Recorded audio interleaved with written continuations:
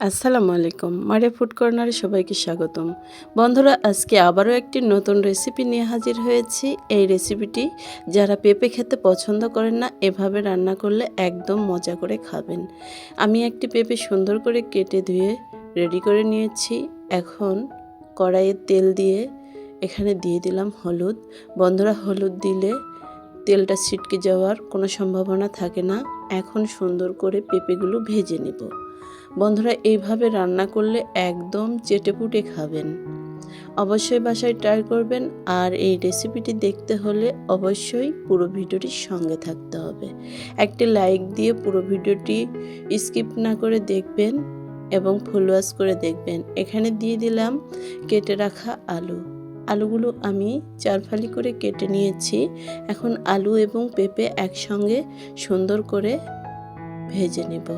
বন্ধুরা, লাল লাল করে ভেজে নিব। দেশ এবং দেশের বাইরে থেকে কে কোথা থেকে যুক্ত হয়েছেন অবশ্যই আমার চ্যানেলটি সাবস্ক্রাইব করে পাশে থাকবেন এবং পুরো ভিডিওটির সঙ্গে থাকবেন। পেঁপেটি ভাজা হতে এইদিকে মশলা করে নিব। নিয়ে নিয়েছি একটি পেঁয়াজ, 4-5টি কাঁচা মরিচ, একটি রসুন, নিয়ে নিয়েছি আদার একটি ফালি এবং গোলমরিচের কয়েকটি দানা। এখন এগুলো সব কিছু আমি বাটনিতে সুন্দর করে বেটে নিব। বন্ধুরা, আপনারা মিক্সিতে বা শিলপাটাতেও বেটে নিতে পারেন। দেখুন কত সুন্দর করে বেটে নিয়েছি। এর মধ্যে আমার পেঁপে আর আলুগুলো সুন্দর করে ভাজা হয়ে গিয়েছে। দেখুন লাল লাল করে ভেজে নিচ্ছি। বন্ধুরা, অবশ্যই পেঁপে এবং আলুগুলো সুন্দর করে ভেজে নিতে হবে। এভাবে নেড়ে চেড়ে পেঁপে এবং আলুগুলো আমি ভেজে নিব। এখন আমি সবগুলো আলু এবং পেঁপে উঠে নিব। বন্ধুরা, অবশ্যই পুরো ভিডিওটির সঙ্গে থাকবেন। 10 সেকেন্ডের জন্য স্কিপ করবেন না, কারণ এই ভিডিওটি স্কিপ করলে অনেক কিছু মিস করতে পারেন। এখন মশলা বাটাগুলো তেলের মধ্যে দিয়ে দিলাম। দিয়ে সুন্দর করে একটু ভেজে নিব, কারণ কাঁচা গন্ধটা যেন বের হয়ে যায়। একই প্যানে দিয়ে দিব এখন গুঁড়ো হলুদ এবং গুঁড়ো মরিচ 1 চামচ করে দিয়ে দিলাম। এখন সুন্দর করে একটু ভাজা ভাজা করে নেব। এখন একটুখানি আমি পানি দিব, দিয়ে সুন্দর করে কষিয়ে নেব। এই মশলাটি যত কষাবেন তরকারি খেতে ততটাই টেস্ট লাগবে। এখন আবারও একটু পানি দিয়ে আমি ঢাকনা দিয়ে কষাইতে দিব। বন্ধুরা, অবশ্যই ঢাকনা দিয়ে 5 মিনিট পর আবারও আমি ফিরে আসব।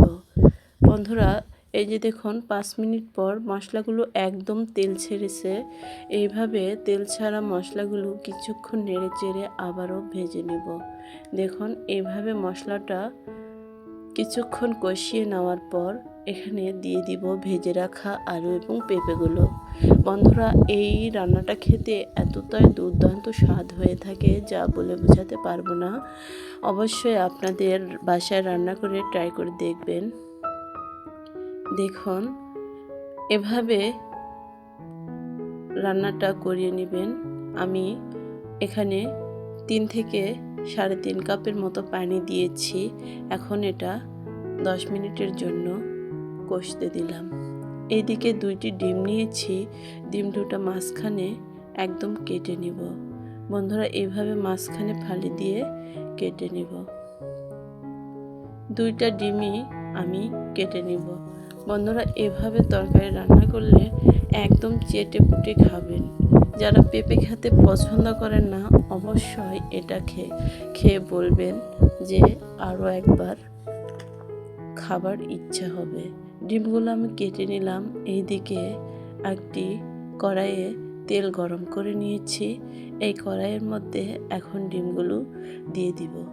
দেখুন ডিমগুলো আমি সুন্দর করে ভেজে নিব। এভাবে ডিমগুলো সুন্দর করে ভেজে নিতে হবে। গরম তেলের মধ্যে ডিমগুলো সুন্দর করে উল্টিয়ে পাল্টিয়ে ভেজে নিব। বন্ধুরা, অবশ্যই পুরো ভিডিওটি সঙ্গে থাকবেন এবং আমার চ্যানেলটি যদি সাবস্ক্রাইব করা থাকে অসংখ্য ধন্যবাদ, আর না করা থাকলে অবশ্যই চ্যানেলটি সাবস্ক্রাইব করে পাশে থাকবেন এবং আপনার আত্মীয় স্বজন বন্ধুবান্ধবদের এই ভিডিওটি দেখার জন্য একটু সুযোগ করে শেয়ার করে দিবেন।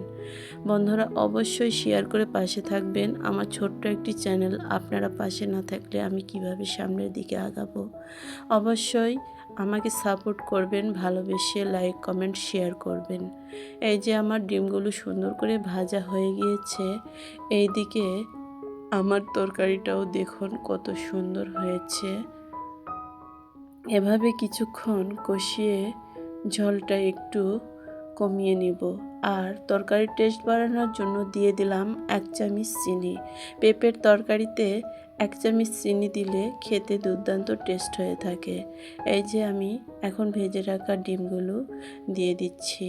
দেখুন বন্ধুরা কত সুন্দর একটি তরকারি হয়েছে। 5 মিনিট পর আমি দেখাচ্ছি। এই যে দেখুন কত সুন্দর একটি লোভনীয় তরকারি হয়েছে, একদম লোভনীয়। এখানেই শেষ করছি।